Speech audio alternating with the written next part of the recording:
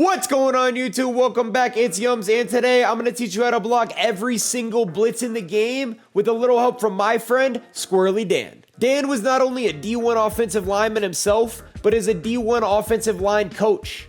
This man is an offensive guru. So sit back, grab your notepad, and get ready to learn from the offensive line master himself. But before we get into it, man, don't forget to hit that subscribe button, and if you like the video, then Hop says, like the video.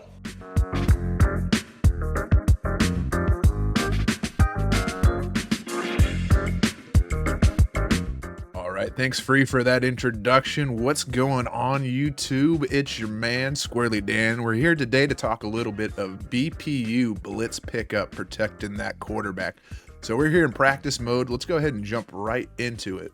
Alright, so here we are on the ball, and the first thing we're going to want to do is go ahead and hit LB or L1. What that's going to do is open up this pass protection menu here in the lower right. It's going to give you a few different options: max protect, slide left, slide right, double team, and ID the mic. Now the three things we're going to be focusing on mainly today are the two different slides and the IDing of the mic. Max protects and double teams are useful as well, but pretty much only in certain situations, which I'll cover a little bit more towards the end of the video.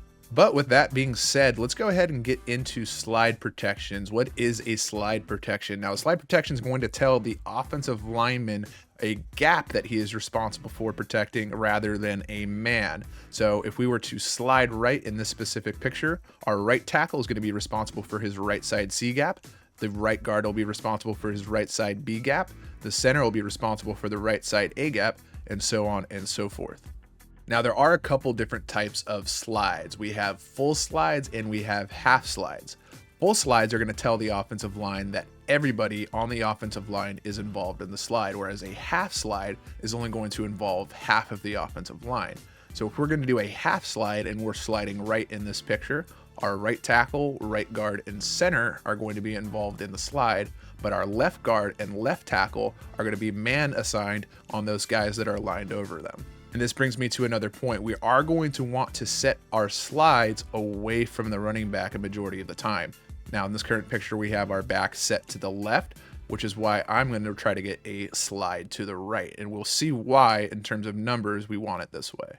So now that we have a little better understanding of the different types of slides, their functions, and how to set the slide to one side or the other, let's go ahead and talk about IDing the mic a little bit.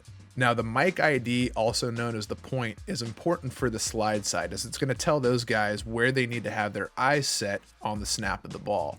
So if we're in a slide right situation and we're going off this current picture with the man in the middle of the field set as our mic, we're telling that right side slide side that they're going to set to their slide, but they're going to have their eyes towards that mic. So if he does blitz, they're going to be able to come back and pick up that blitz.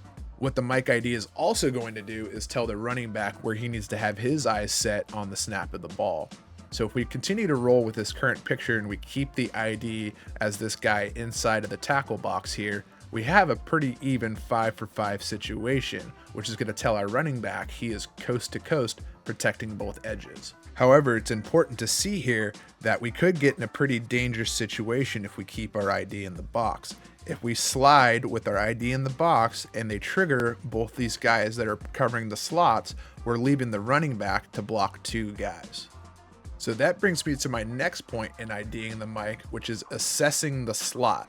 Now specifically, we're going to want to assess the slot to the slide side. So still going off this current picture with this slide right situation, if we look at the slot on the right, we can see that he does have a safety directly behind him that could take over his coverage responsibility were he to bring pressure.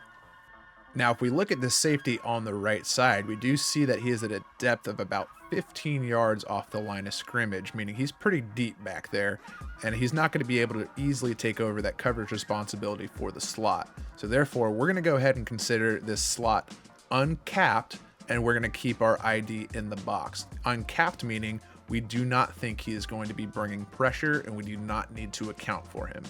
Now, if we take a look at this picture here, and we're in a slide left situation with our running back set to the right, and we look at that slot defender on the left, we can see that safety is a lot closer to him, and he's also a little bit closer to the line of scrimmage himself, meaning he's in a blitz position. So we need to go ahead and account for him in our blitz pickup.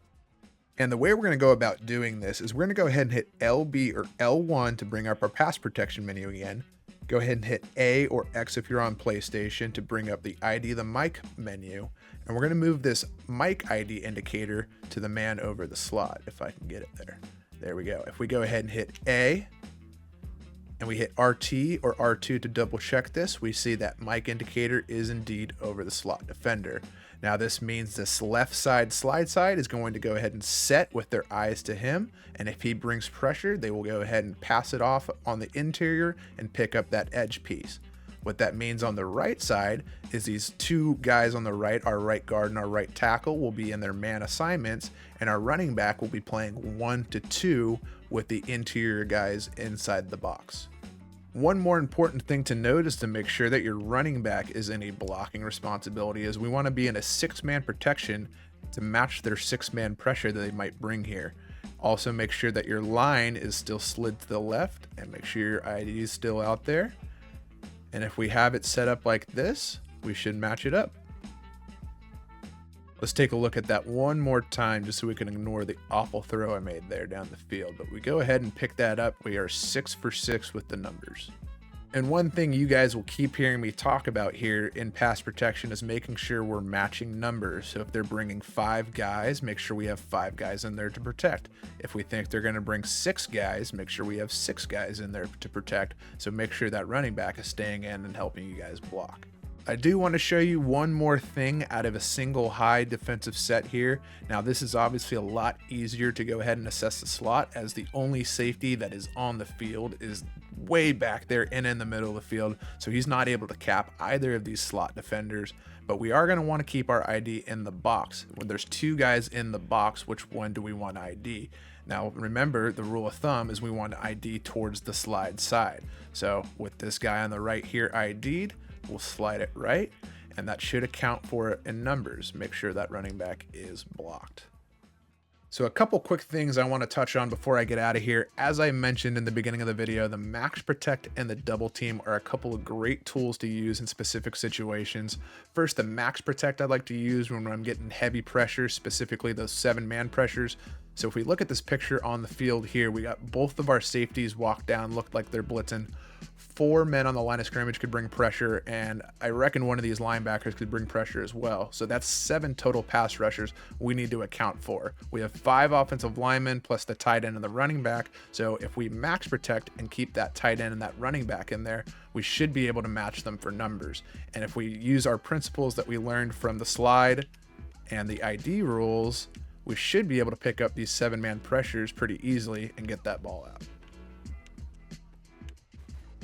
And the double teams are great for when we have a game-wrecking defensive lineman, specifically on the interior. So if we have an Aaron Donald type of guy who gets a ton of upfield penetration, I might want to put a double team on him to limit that upfield penetration and to keep the pocket integrity. So I can go ahead and hit LB down on the right stick, and then I just use this double team indicator to select the guy I want to send my double team towards.